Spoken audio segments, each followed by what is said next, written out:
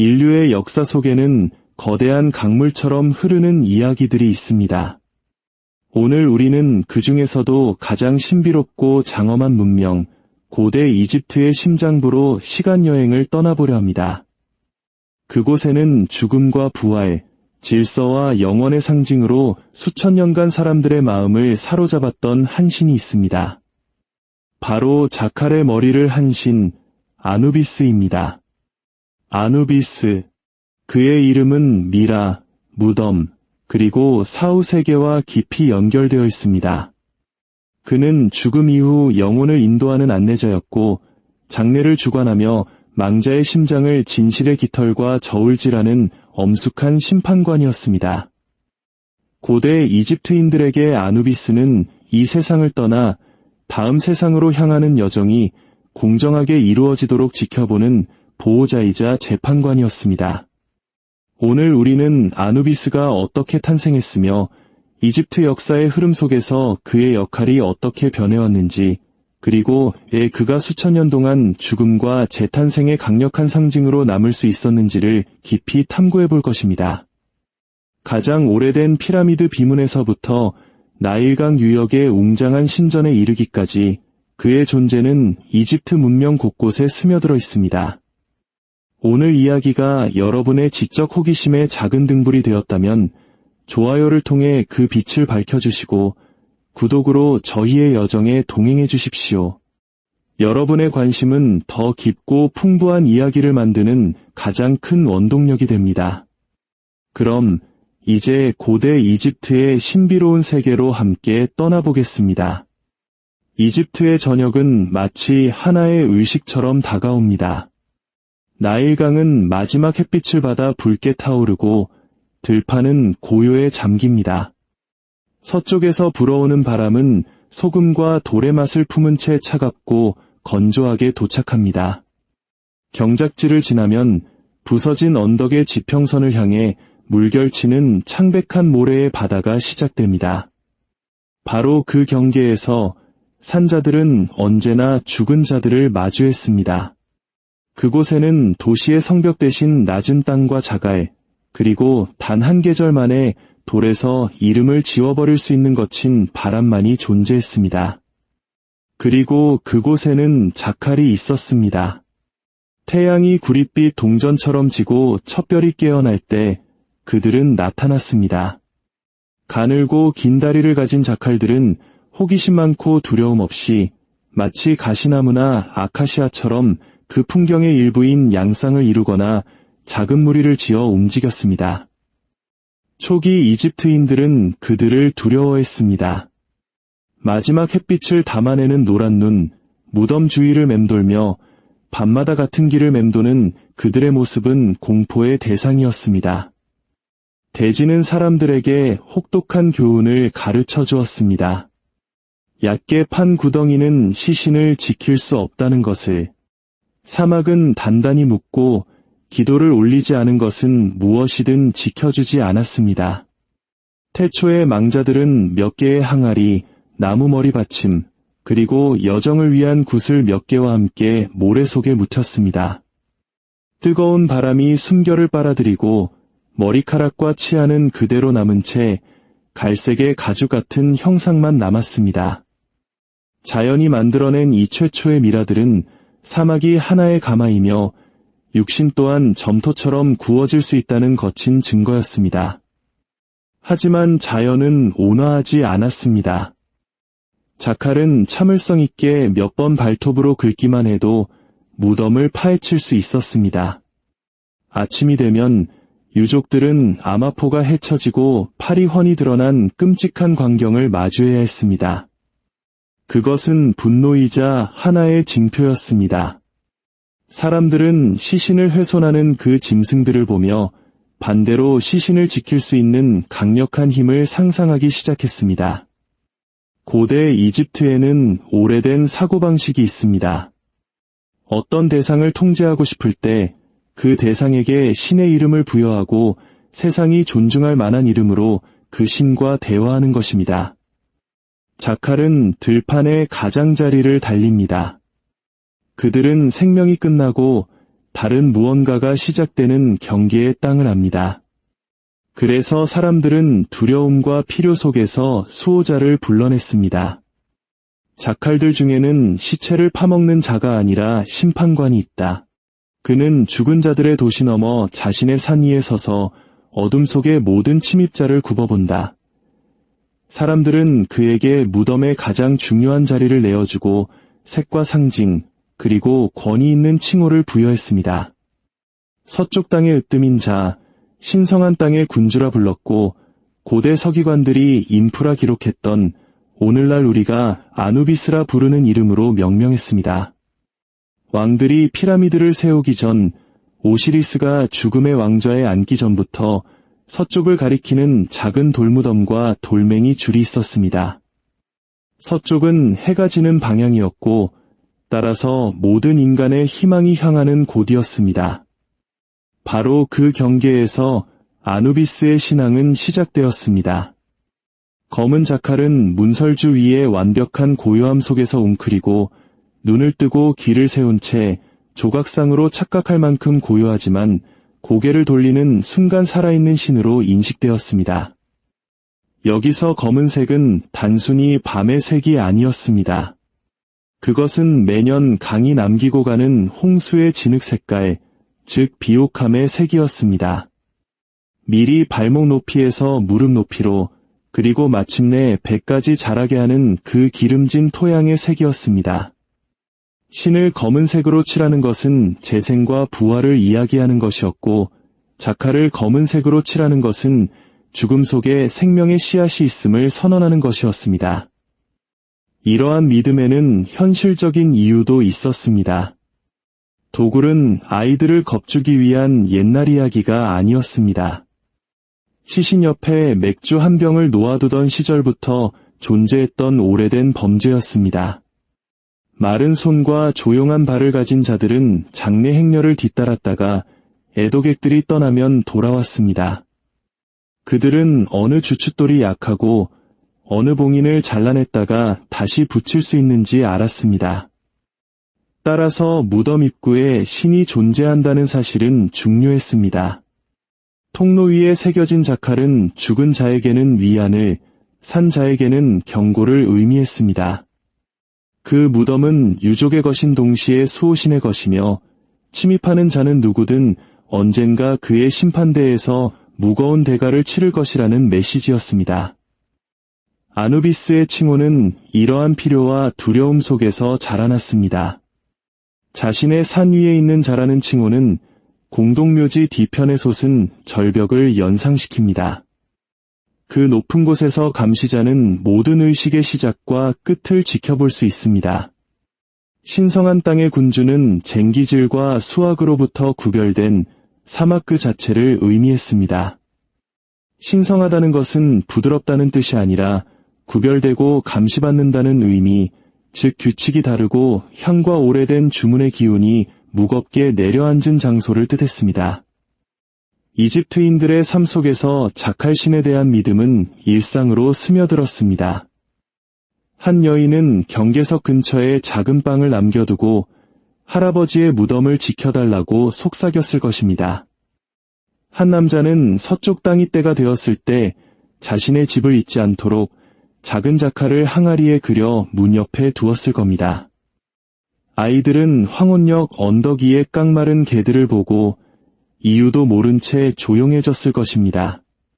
이집트에서 산다는 것은 앞에는 강을, 뒤에는 서쪽 땅을 두고 홍수의 약속과 무덤의 확실성 속에서 살아가는 것이었습니다. 이 두 가지 사실을 아는 문명은 그에 걸맞은 신들을 만들어냅니다. 아누비스는 그렇게 경계와 감시의 필요 속에서 태어났습니다. 고고학은 이야기꾼들이 지켜온 이야기의 형태를 부여합니다. 최초의 왕릉에서는 자칼의 형상이 깃대 위에 간결하고 확신의 참모습으로 나타납니다. 후대의 예배당에서는 아마포띠를 목에 두르고 지기의 상징처럼 리본을 늘어뜨린 채 신성한 상자 위에서 완벽한 모습으로 웅크리고 있습니다. 그렇게 자칼은 더 이상 단순한 무덤의 침입자가 아니었습니다. 사람들의 입을 통해 그는 무덤의 목자가 되었습니다. 경계의 피조물은 경계의 군주가 되었습니다. 두려움은 기도로, 공포는 의식으로 바뀌었습니다. 사막의 굶주림 속에서 육신은 벽돌과 봉인 이상의 것, 즉 누군가가 지켜보고 있다는 약속에 의해 보호될 수 있다는 첫 번째 믿음이 싹텄습니다. 이집트의 신화는 낯선 이방인처럼 찾아오지 않습니다. 익숙한 배를 타고 강을 거슬러 올라와 친숙한 얼굴을 하고 무대 내립니다. 자칼 군주의 탄생 이야기도 그러했습니다. 이야기는 델타의 갈대들이 속삭이는 음악을 만들고 늪지의 안개가 낮게 깔린 조용한 밤에 시작됩니다. 위대한 비극은 이미 시작되었습니다. 사람들에게 농사짓는 법과 법률을 가르쳤던 녹색 피부의 왕 오시리스는 그의 왕좌에서 사라졌습니다. 그의 형제 세트는 교활한 계획을 세웠고 대지는 배신의 맛을 보았습니다. 오시리스의 충실한 아내 이시스는 별빛 아래 강둑을 걸으며 강물이 아다간 것을 찾아 헤맸습니다. 많은 버전의 이야기 중 슬픔과 비밀의 색을 띤 이야기에 따르면 이시스의 자매인 네프티스는 남편 세트를 배신하고 오시리스와 동침했습니다. 그 만남으로 태어난 아이는 세트의 집에서 공공연하게 살 수 없었습니다. 네프티스는 갓난아기를 아마포에 싸서 갈대밭에 버리고 두려움 속에 떠났습니다. 하지만 우는 아이의 소리는 오래 숨겨지지 않았습니다. 이시스는 그 소리를 따라 미로 같은 갈대밭으로 들어갔습니다. 어떤 이들은 자칼이 길을 안내했다고 하고 어떤 이들은 바람이 커튼을 걷듯 갈대들을 밀쳐주었다고 말합니다. 그녀는 춥고 배고픈 채 세상에 분노하고 있는 아이를 발견했습니다.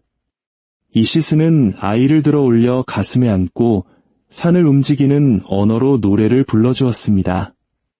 그녀는 단번에 그 아이가 남편의 아들임을 알아보았습니다. 아이에게서는 모략과 향, 그리고 차가운 돌의 냄새가 났습니다. 그녀는 아이를 더 단단히 싸서 야자수 아래 쉼터로 데려갔습니다.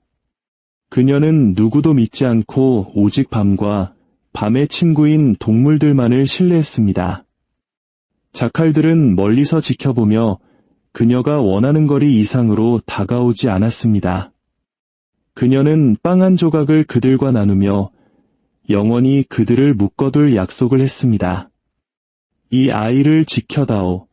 그러면 너희 종족을 영원히 기억하리라. 이시스는 아이를 데리고 낮에는 거지로 밤에는 여왕으로 변장하며 이동했습니다. 그녀는 아이에게 불행이 부를 수 없도록 비밀의 이름을 지어주었다고 전해집니다. 시간이 흘러 그녀는 아이를 네프티스의 집으로 데려갔습니다. 네프티스는 아이를 버렸지만 그것은 잔인함이 아닌 두려움 때문이었습니다. 이시스가 그녀의 품에 아이를 안겨주었을 때 두 여인은 말없이 서로를 바라보았고 오랜 역사가 그들 사이를 흘렀습니다. 네프티스는 아이를 결코 세트에게 넘기지 않겠다고 맹세했습니다. 그 후 이시스는 아이를 자신의 아들로 삼아 경계의 땅을 다스리는 신에게 필요한 모든 기술을 가르쳤습니다. 그들은 아이를 고대어로는 인푸, 일반어로는 아누, 그리고 그리스인들이 그 소리를 듣고 기록한 아누비스라고 불렀습니다. 그는 이야기 속의 소년처럼 강하고 빠르며 늘 경계하는 모습으로 자라났습니다. 그는 소리 없이 움직이는 법과 땅의 흔적을 읽는 법을 배웠습니다. 여우의 발자국과 개의 발자국을 한눈에 구별할 수 있었고 저녁 공기의 무게만으로 다가오는 비를 감지할 수 있었습니다. 물론 다른 탄생 신화도 존재합니다. 어떤 사제들은 그가 태양신 라의 아들이라고 했고 어떤 이들은 세트가 네프티스와의 사이에서 나왔으나 아누비스가 아버지의 집을 등지고 법과 정의의 편에 섰다고 말했습니다. 이집트인들은 이런 문제로 논쟁하지 않았습니다. 모든 이야기는 단 하나의 진실, 즉 그가 죽음을 질서에 복종시키는 위대한 가문에 속한다는 사실을 뒷받침할 뿐이었습니다. 늪지에서 태어나 상처 입은 가정에서 자라난 아이는 그렇게 권위를 가지고 신들의 반열에 올랐습니다. 그는 승리나 정복을 통해 그 자리에 오른 것이 아니었습니다. 그는 버려진 아이였으나 지켜보는 법을 배움으로써 신이 되었습니다. 나일강의 서쪽 강둑은 침묵의 땅입니다. 강 건너편 땅은 자갈과 창백한 절벽의 당구로 솟아올라 미소 짓지 않는 세상의 얼굴을 보여줍니다. 그곳에서 태양은 매일 저녁 휴식을 취하고 이집트인들은 그곳에 죽은 자들을 묻었습니다. 지하 세계의 군주를 위한 왕좌가 세워지기 전 녹색 피부의 왕이 지평선 너머에 사는 수백만 명을 다스리기 전에 무덤들 사이에서 질서를 지키는 한 명의 수호자가 있었습니다. 가장 오래된 기도문들은 새 열쇠처럼 그의 칭호를 담고 있습니다. 서쪽 땅의 으뜸인 자, 신성한 땅의 군주, 자신의 산 위에 있는 자. 최초의 왕들이 상아와 돌의 이름을 새겼을 때 자칼은 그들 위깃대 위에 서 있었습니다. 최초의 긴 복도가 그려졌을 때 검은 개는 주인의 잠을 지키며 귀를 쫑긋 세운 채 신성한 상자 위에 누워 있었습니다. 기자 고원의 피라미드들은 단지 문일 뿐이었습니다. 그 문의 의미를 부여한 의식은 더 오래되었고 그것은 아누비스의 것이었습니다. 사제들은 기름 램프를 들고 차가운 방들을 오가며 아마포와 나트론, 수지의 이름을 장엄하게 읊었습니다. 미라 제작 기술은 추측이나 실험이 아니었습니다.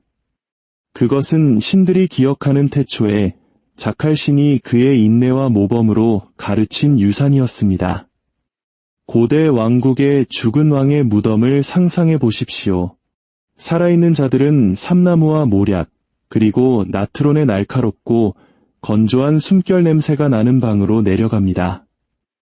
안쪽 방에는 아누비스의 조각상이 이 멸기 의식을 위한 도구와 붕대가 담긴 상자 위에 웅크리고 있습니다. 대사제 옆에는 아누비스의 종이라는 칭호를 가진 이들이 서 있습니다. 그 이름은 위엄을 지녔습니다.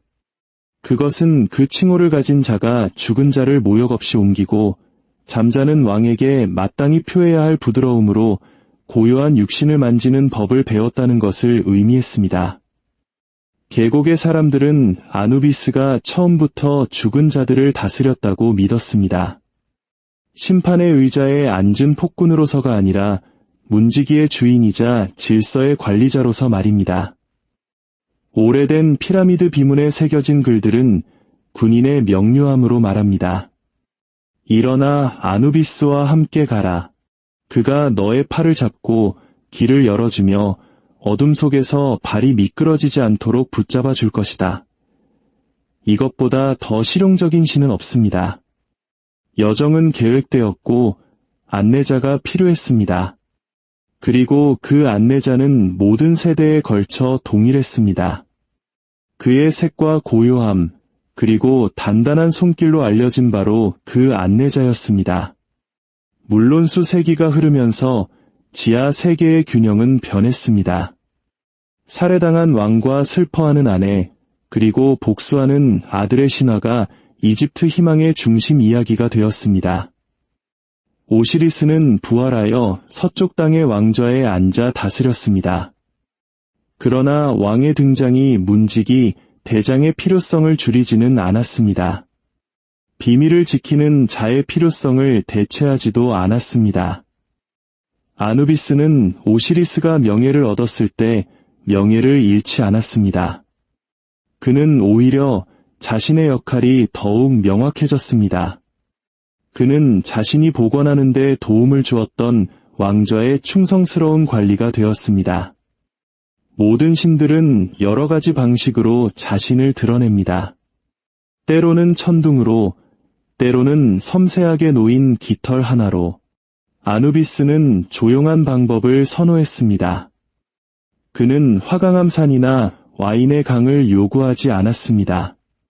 그는 문 옆에 자리를 잡고 지켜보았고 그 기나긴 인내 속에서 그의 이름들은 봉헌의 등불처럼 그 주위에 모여들었습니다. 서쪽 땅의 으뜸인 자, 신성한 땅의 군주, 자신의 산 위에 있는 자. 이 이름들은 단순한 시가 아니라 살아있는 자들에게 수호자가 어디에 서 있고 무엇을 지키기로 맹세했는지 알려주는 기능적인 지도였습니다. 후대에는 그의 기술과 관련된 칭호들이 생겨났습니다. 미라 제작소에 있는 자. 이 말은 수지가 구리 그릇에서 끓고 나트론이 하얗게 쌓여있는 작업실을 떠올리게 합니다. 아누비스는 그 방의 주인이자 칼날이 언제 베어야 하고 언제 쉬어야 하는지 아는 장인이었습니다. 비밀의 주인, 심장의 개수자. 두 칭호 모두 다음 세상의 문턱, 저울이 놓이고 진실의 깃털이 기다리는 곳에서 얻어진 것입니다. 여기서 심장을 샌다는 것은 숫자를 헤아리는 것이 아니라 한 사람의 핵심을 우주를 지탱하는 법칙에 비추어 무게를 다는 행위였습니다. 신이 두 발로 서서 인간의 몸을 취할 때에도 그는 자신을 만든 동물의 본질을 잃지 않았습니다. 그는 사냥꾼의 평온함으로 똑바로 섰습니다. 한 손에는 혼돈을 막는 권위를 상징하는 와스호를, 다른 한 손에는 측정할 수 없는 생명을 약속하는 앙크를 들고 있을지도 모릅니다. 그의 가족 또한 같은 논리를 따릅니다. 그의 배우자로 지명된 아누트는 자칼 수호신의 여성적인 거울과 같은 존재입니다. 그들의 딸 케베세트는 우아한 고리를 이루며 물을 나르는 뱀으로 나타나 기다림의 긴 가뭄을 겪는 망자들에게 시원한 청량제를 부어줍니다. 아버지 아누비스는 보존하고 어머니 아누트는 지켜보며 딸 케베세트는 정화합니다. 죽은 자는 나무나 돌처럼 다루어지는 것이 아니라 마치 가족을 돌보듯 보살핌을 받습니다. 수백만을 삼키는 개라는 별명은 사악한 자들에게 경고를 날리고 선한 존재라는 별명은 정직한 실수를 용서하고 떨리는 손을 인도하는 수호자를 암시합니다.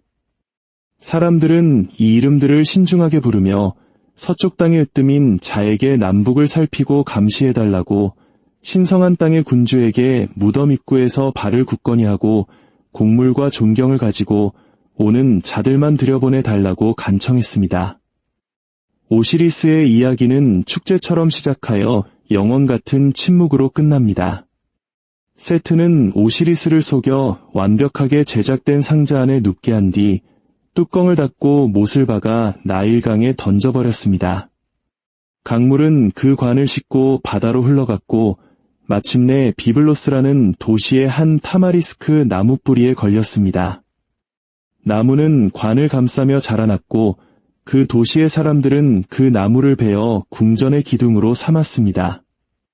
이시스는 남편을 찾아온 세상을 헤맸고 마침내 비블로스에서 그 기둥을 찾아냈습니다. 그녀는 기둥을 갈라 남편의 시신이 담긴 관을 되찾아 이집트로 돌아왔습니다. 그러나 세트의 분노는 끝나지 않았습니다. 그는 시신을 찾아내 14조각으로 잘라 이집트 전역에 흩뿌렸습니다. 이시스와 네프티스는 슬픔 속에서도 흩어진 조각들을 찾아 헤맸습니다. 바로 이 순간 아누비스가 등장합니다. 그는 단순한 조력자가 아니었습니다. 그는 최초의 장의사이자 신의 시신을 다루는 법을 아는 유일한 존재였습니다. 정화의 방, 그곳에서 아누비스는 흩어진 오시리스의 조각들을 하나로 모았습니다. 이것은 단순한 재조립이 아니었습니다. 그것은 창조 행위였습니다. 그는 나트론 소금으로 시신을 건조시키고 향기로운 수지로 방부 처리했으며 아마포 붕대로 정성스럽게 감쌌습니다. 이것이 바로 인류 최초의 미라 제작 과정이었습니다. 아누비스의 손길 아래 훼손된 육신은 영원히 보존될 수 있는 신성한 형상으로 재탄생했습니다. 마지막으로 그는 이 별기 의식을 거행했습니다. 의식용 도끼로 미라의 입과 눈, 귀를 건드려 죽은 자가 다시 보고, 듣고, 말하며 사후 세계에서 살아갈 수 있도록 감각을 되살려 주었습니다. 아누비스의 이 행위는 단순한 기술이 아니었습니다. 그것은 죽음을 극복하고 영생으로 나아가는 길을 연 위대한 의식이었습니다. 이 의식을 통해 오시리스는 부활하여 서쪽 땅의 왕, 즉 지하 세계의 군주가 될 수 있었습니다. 위대한 공헌으로 인해 아누비스의 역할은 더욱 공고해졌습니다. 그는 오시리스 왕국의 가장 충성스러운 신하이자 모든 망자들이 거쳐야 할 미라 제작 과정의 주관자가 되었습니다. 이후 이집트의 모든 장례식은 아누비스가 오시리스에게 행했던 그 첫 번째 의식을 재현하는 형태가 되었습니다. 어느 날 밤 세트는 표범으로 변신하여 거의 완성된 오시리스의 미라를 다시 훼손하려 했습니다. 그러나 아누비스는 그를 막아섰습니다. 어둠 속에서 벌어진 추격전 끝에 아누비스는 뜨거운 쇠막대로 표범의 가죽을 찢었습니다. 표범의 몸에는 고통의 흔적이 아름다운 반점 무늬로 새겨졌고 아누비스는 그 가죽을 벗겨 승리의 상징으로 삼았습니다. 이때부터 표범 가죽은 장례의식을 집전하는 샘사제들의 신성한 예복이 되었습니다. 그것은 혼돈과 야만성이 신성한 질서에 의해 제압되었음을, 그리고 아누비스의 권위가 모든 파괴적인 힘 위에 있음을 상징했습니다. 사제가 표범 가죽을 어깨에 두르는 것은 세트를 물리쳤던 아누비스의 용기와 힘을 잇는 것과 같았습니다. 이제 우리는 서쪽 땅의 심장부, 살아있는 자는 아무도 가본 적 없지만 모든 이가 상상하는 그곳, 두 진실의 방으로 들어갑니다. 이곳에서 망자들은 심판을 받습니다. 그리고 이곳에서 아누비스는 그의 가장 중요한 임무를 수행합니다. 홀 중앙에는 거대한 저울이 놓여 있습니다. 한쪽 접시에는 망자의 심장이, 다른 쪽 접시에는 진실과 정의의 여신마트의 깃털이 노딥니다. 아누비스는 저울 옆에 서서 사냥꾼이 지평선을 응시하듯 바늘의 움직임을 주시합니다. 망자는 42명의 심판관 앞에서 부정 고백을 낭송합니다. 나는 훔치지 않았습니다. 나는 죽이지 않았습니다. 나는 저울을 속이지 않았습니다. 이 고백이 끝나면 저울이 운명을 결정합니다. 심장이 깃털처럼 가벼워져 균형을 이루면 서기의 신토트가 그의 목소리는 진실하다고 기록합니다. 그러면 아누비스는 정의로운 자의 손을 잡고 그를 오시리스의 왕좌 앞으로 인도합니다. 그곳에서 망자는 영원한 삶을 얻게 됩니다. 이 심판의 과정은 어쩌면 우리에게 익숙한 저승의 시황들 앞에서 자신의 삶을 평가받는 모습과도 닮아 있습니다.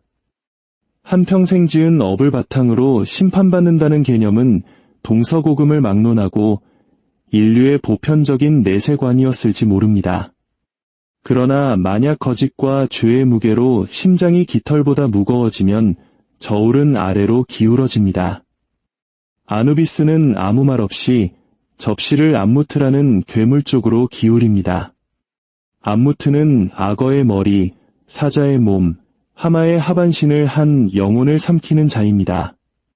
그녀는 무거운 심장을 먹어치우고 그 영혼은 영원히 소멸됩니다.